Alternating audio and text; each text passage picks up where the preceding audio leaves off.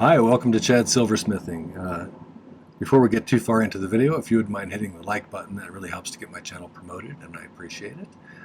Feel free to leave a comment as well if you have a suggestion for a video or just something to say about what I do. So I've been putting off for a long time doing one about weaving because I haven't done it in a long time. So I did a little bit of playing off camera just to remember how to do it. And now I'm going to show you how to do that. And we'll make 3 different kinds of rings out of it. I think I'm going to do a little bit of copper mixed in with the silver on one of them, just for some variety. And we'll see how it goes. But before we get going, I need to thank a new Patron member, Kathy M. Thank you for signing up today. I really appreciate your support. And I think you'll find that the group over there is a really nice group of people with a lot of knowledge. So I want to thank them as well, too, for their continued support. They're a great group of people. The other group is my YouTube subscribers. We're getting close to 11,000 now, which blows me away. Thank you for that. Thank you for all of the nice comments too. Some of your comments are really touching and I really appreciate it. So thank you for that. And thank you for the nice little contributions like the super thanks and the buy me a coffees. Those really help with the rising costs of the materials right now. So thanks for that. All right, let's get started on these projects. This is one of my design idea books, which are available on my merch store if you're interested. I have a tendency to draw things up in advance anymore because I get a better outcome usually. Now, that may be a little different today because I have trouble drawing complicated interwoven designs, so I did my best. So forgive me for my, there you go. Forgive me for my poor drawing skills as far as weaving stuff. I tried to do a diagram over here to show kind of what we're doing over and over again. And that's really what weaving comes down to with doing wire like this. You'll notice each one of these represents 2 wires, so there's 8 wires on this one. I don't know if I drew that accurately or not, but it'll be easier to see when you see it actually done. I can show you an example of what it looks like. That's kind of what it looks like when it's all done. And we can continue to shape that and tighten it up and everything as we go, but that's kind of the idea. So you can do it in different gauges. This is some silver that I did a long time ago. Right now it's not very symmetrical because I haven't pulled on this or pounded on it at all to straighten it out. But that's the pattern, and I did this one I think with 22 gauge wire, 8 strands of that. This was 8 strands of 18 gauge copper.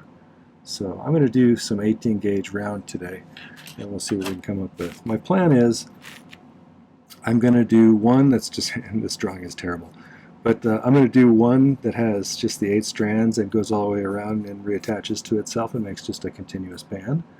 I'm going to do one with the same number of strands, and I'm going to actually piece it into a regular band so it looks like it just kind of splits into at least this is the idea. It's going to look like it splits into woven wires like that, and then comes back together into a solid band.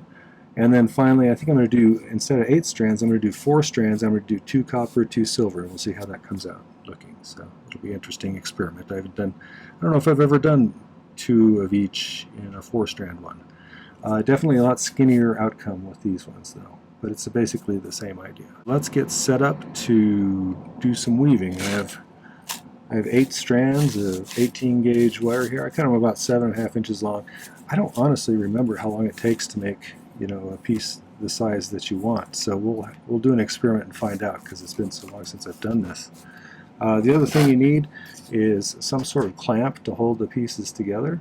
I like these shop clamps with the rubber tips on them because it gets a nice grip on them. You can probably get by with the ones with the hard plastic tips too, but they have a really tight grip so you can hold on to stuff pretty well. First step we're going to do to get these ready to weave is I need to get these ends all connected together right next to each other. So, the easiest way I've ever found to do it is use masking tape.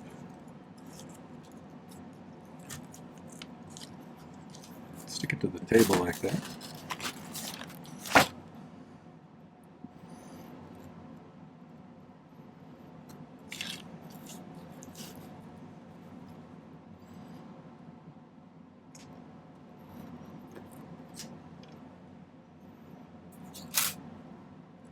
Just want to stick them right next to each other.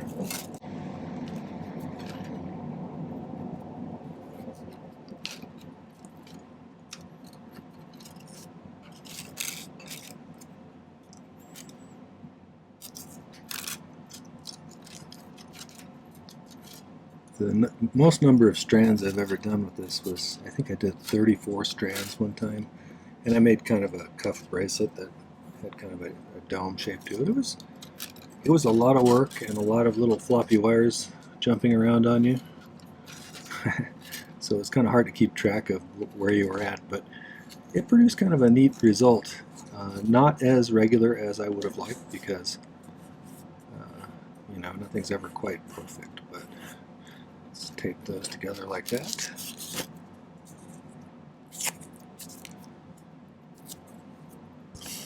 And then I'm going to clamp this right about where that meets. So I'm going to try to make sure to keep these in sight while I do this. But I'm going to pull them into sets of 2 like this. I think what we're going to do is we're going to take this one. So you got warp and weft, I think, when you're weaving. So you got the, if I remember right, it's the warp is this way, the weft are the cross pieces. I could have that backwards. Weavers, let me know if I'm wrong about that. But this end one is going to flip over. See it right here. These two are going to go over underneath this one, over that one, underneath that one, and then bend back up straight like that. So it's going to be tighter than this, but that's basically what's going to happen over and over again. So we're going to take this one on this side, weave it through those ones. It becomes the warp up here on this side, and then it gradually migrates that way. So we'll have to move it in the clip over time. It's almost diagonal when it does it, like when you do it like this, because it kind of gradually creeps that way. But let me show you. So if we're going to put this behind this one, bend this up this way, this one down this way, and this one up this way. And then these, I'm going to take the closest one, bring it straight down like that, tuck it in there as tight as I can, and then this one on top of it like that.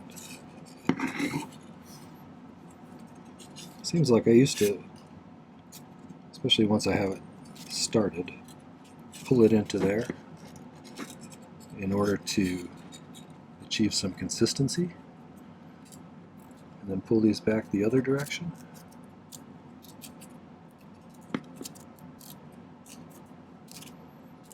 Like that. And then take this one, pull it over that way.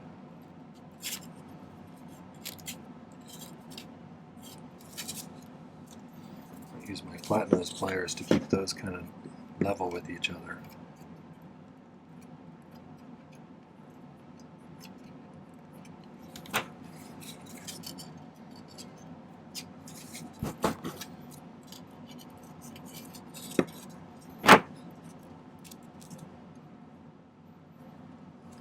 Slide this down a little bit like that. Now this one is our new piece that's going to go that way. So we'll pull him over this way. Tuck him in there. My beginning weave might not be very neat, but it gradually, you get into a kind of a mode, and then everything starts to get pretty consistent. Oops, wrong one. So again, I'm just pulling it this way, that way. Push it in a little bit. Let's get these ones bend up that way. Okay, each time I slide it down there to kind of keep everything in place. And we'll get these ones to curve back up this way.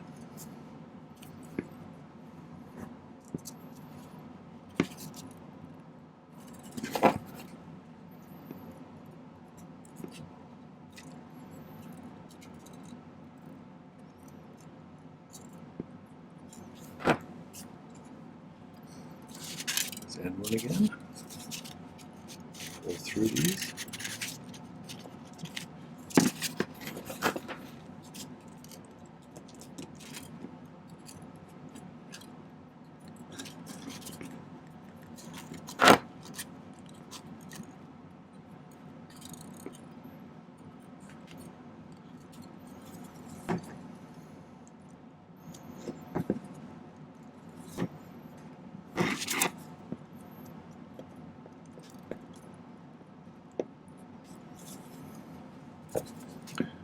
do my best to make this consistent, but I'm a little out of practice at this particular skill.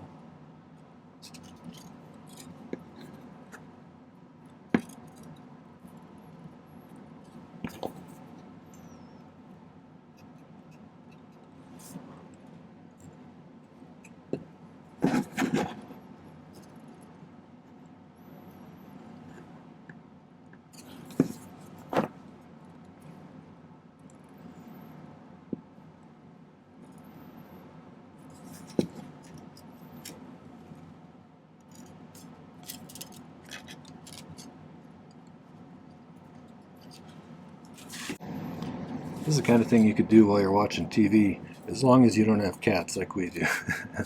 When you have little wires flopping around everywhere, cats really have fun with that. So, one of the other textile techniques I'll eventually show you is crocheting. That's another one I haven't done for a while, so I'll have to see if I can remember how to do it.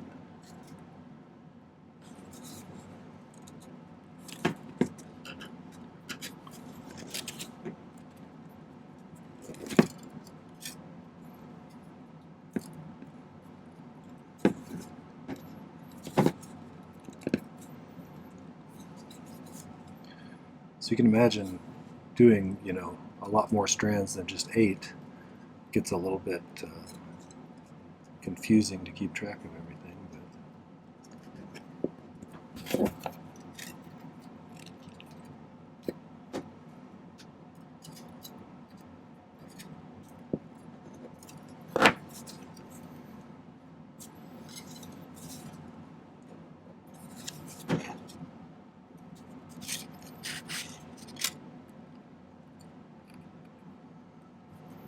I think I used to do it like that, where I'd pull it all the way in like that to get a really nice, consistent weave. Let's try that and see how that works.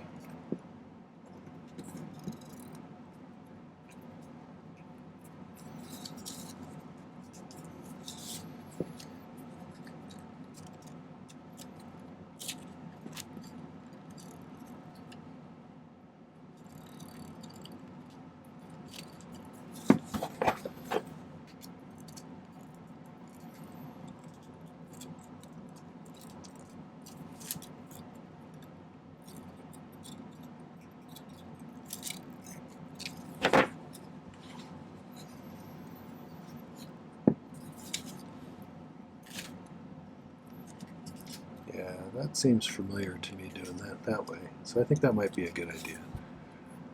Give it a shot and see how it looks.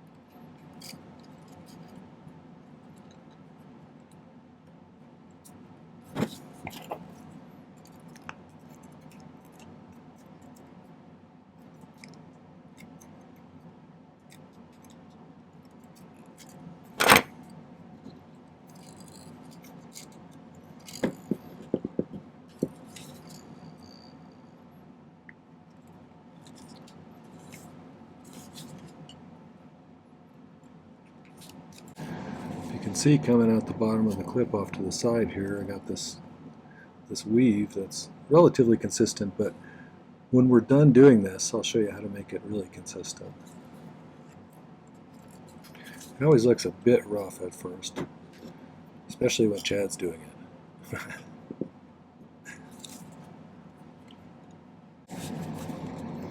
I'm hoping that this piece is long enough to do an entire ring all the way around, as well as the little piece here, and then I can do the other one separately. Try to keep the two wires that are together in the same plane so they don't like cross over each other. You get a more consistent look then. I should do this more often. This is sort of soothing in its repetitiveness. I sometimes kind of like doing the repetitive stuff. It seems to kind of calm my mind. Gives you something to focus on rather than all the everyday stressful stuff in your life.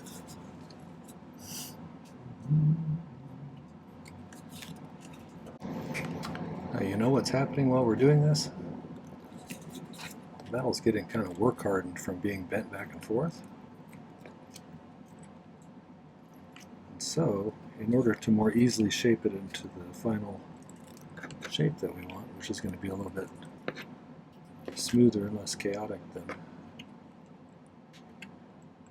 it's going to look when I pull it out of the clip here, we're going to have to anneal it a little bit, so, because it's pretty stiff right now. So you got a little bit of an irregularity there. So be able to disperse that a little bit. We'll see. But let's pull the tape off of here. If you're new to this, annealing is the opposite of work hardening, basically. It's when you bend metal back and forth, most metals anyway, they get stiffer and stiffer and springier and springier, and sometimes it makes it hard to work them. So in order to make them more malleable again, we're going to anneal it, which is where we heat it up to the point where it's kind of a dull red color, and then we'll let it cool off.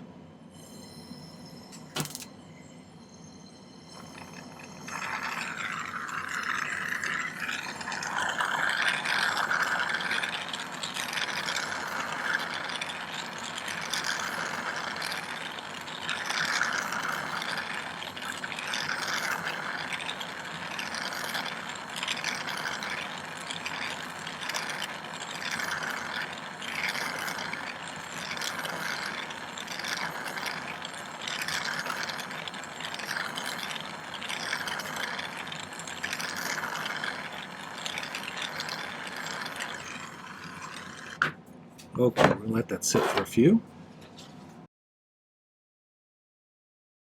So I put 4 pieces of wire in this time, and I've alternated copper and silver. So we'll start with, I could have done it like 2 coppers in the middle and 2 silvers on the outside, and that would have probably given us a slightly different pattern, but let's see how this goes.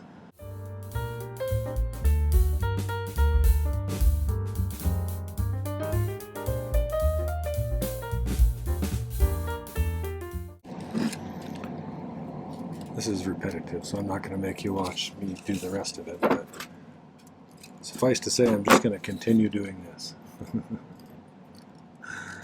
You want to see how it's looking. Gives it kind of a nice pattern like that. I think that'll be cute. So I'm going to go ahead and finish this off camera, and then we'll anneal this one as well, and then we'll start making some stuff out of these. So.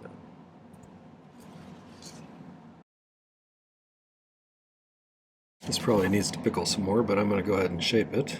I usually start with my plastic hammer. Hit it on the sides. And on top. See, it stretches it out and pulls it together more tightly.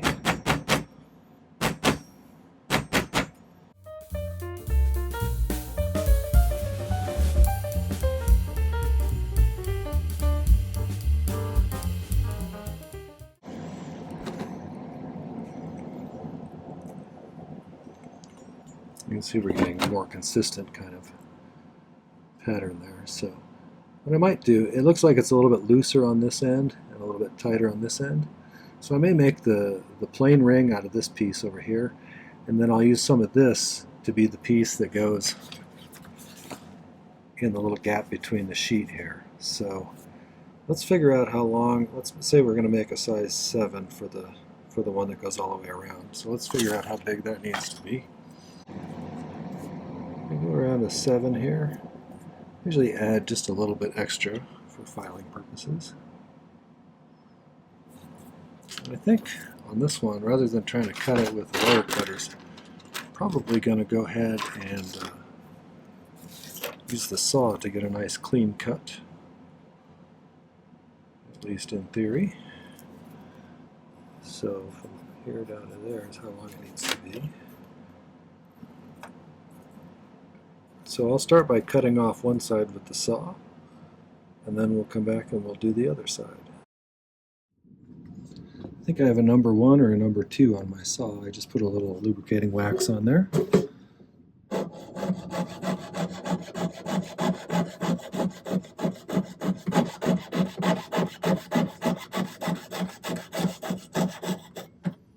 I'm going to try and cut it where it looks like those will line up pretty well. Guess we'll find out. Let's go back and see if we can turn that into a ring. Bend it around the mandrel, kind of on the low end here. And I'm going to try and get these guys lined up pretty well. I might need to do some individual adjusting of where these wires meet.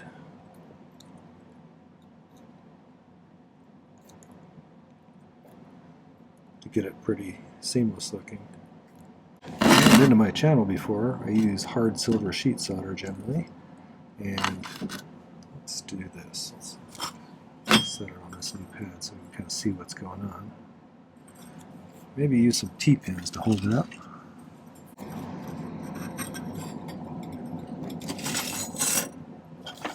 I'm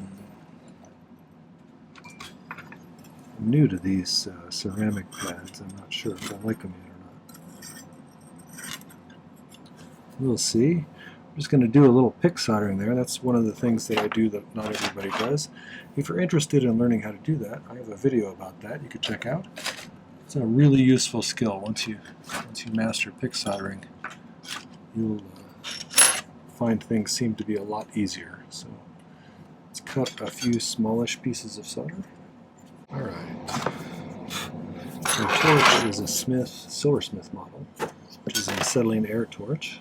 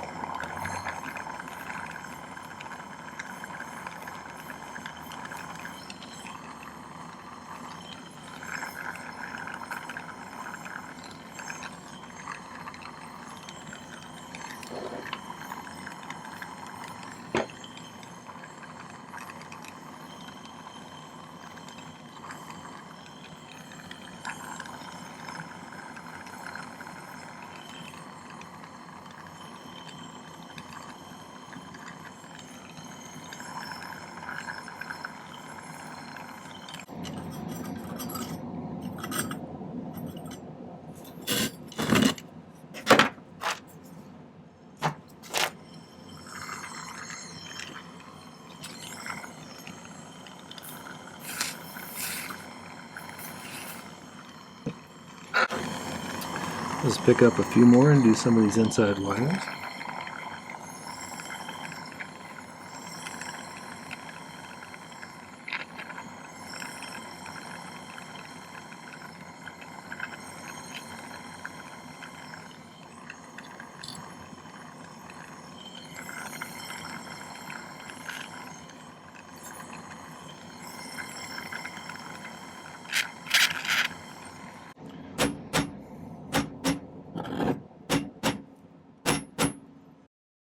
in order to get it really consistent now, I'm going to use my chasing hammer.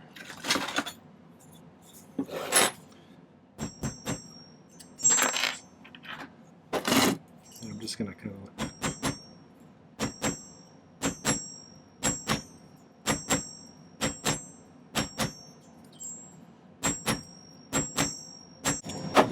Alright, so I'm going to let that one pickle. Actually, I'm going to solder this a little bit better right there, then I'm going to let it pickle, and we'll come back and do the next one. So you can see I sawed out a piece about the size I wanted. I measured to an 8.5 or so from here to here, and I cut the piece of sheet that long just so I'd have plenty to work with, but I want the overall ring to end up being 8.5. I also calculated about 1/3 of it to be that woven stuff, and in order to get it to kind of merge out of this, I filed them both flat on the ends, and I stuck this woven part, because it's a little bit deeper than the sheet, I stuck it so it's sitting down in one of the little gaps on my pad here, and I'm just going to pick solder right on the end there, and then we can make sure that's really filed flat, bend this around and connect the other side, and then we'll shape it. So, but I'm going to cut it off about that much out of here before I do that. So one of the keys to getting good at soldering is figuring out where to put the heat. Let's see if I'm good at soldering today.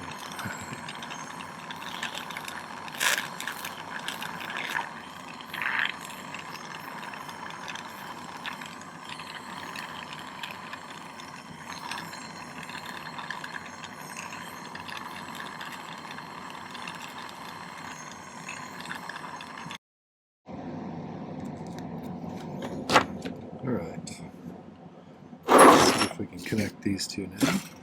I think I'm going to lay it on its side so it's less likely to fall off.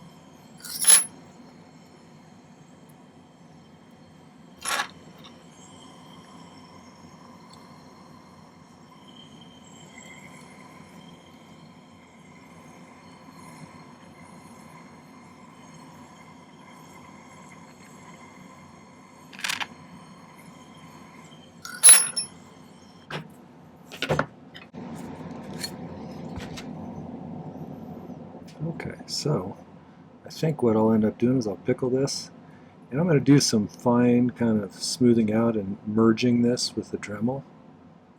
I might need to go back and pick solder a couple more spots there, we'll see. Maybe right there.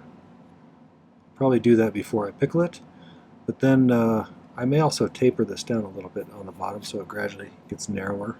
I think that'd look cooler. So let's do that. Okay, I just pulled this one out of the pickle. I think that's really pleasing, the pattern.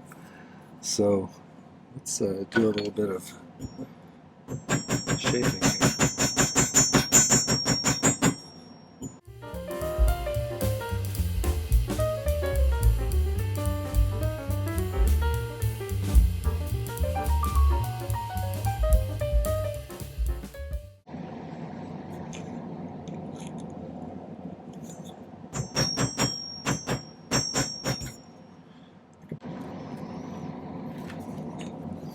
Starts getting pretty consistent right about there.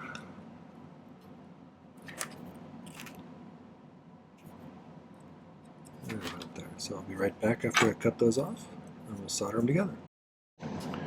Okay, I have them lined up this way.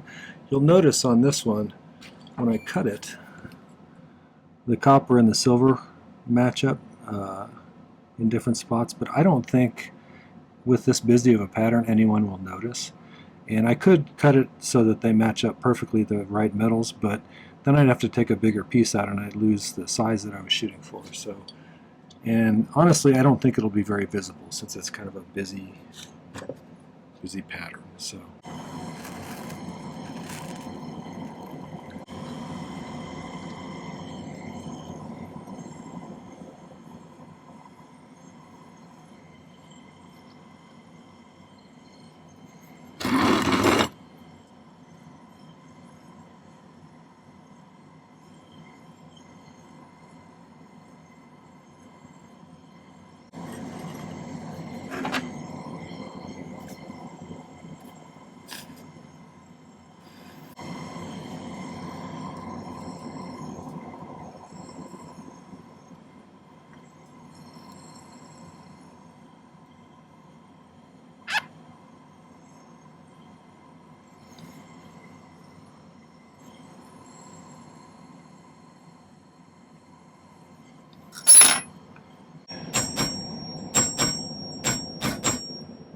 Might look pretty good. So you can see the solder joint right there a little bit because I got a little too much solder in there maybe, but overall not a bad looking ring. I think once it's pickled up it'll look pretty nice. Just trying to get a consistent width. Alright. So I'll put that in the pickle and then I'll show you the result after I get them all polished. So, be back in a few.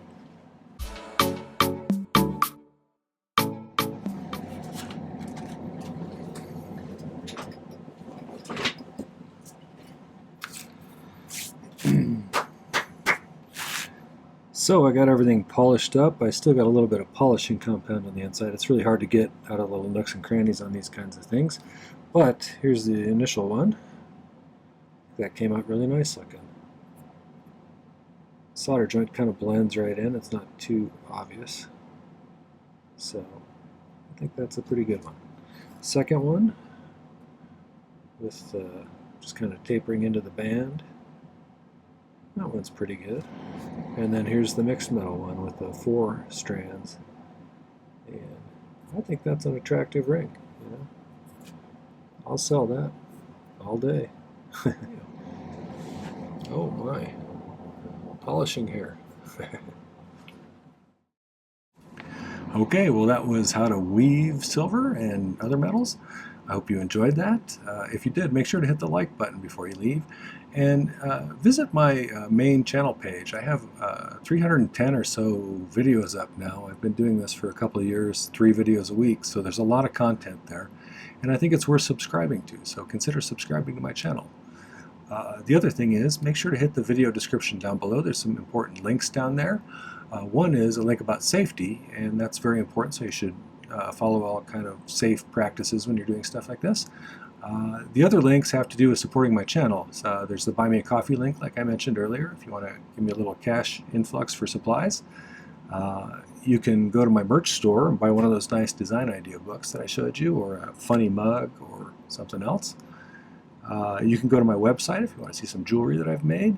And finally, there's a link to my Patreon if you want to find more about how to become part of that group over there. So check those out. Come back and visit again. Subscribe. Thanks for coming. Take care. Happy silversmithing.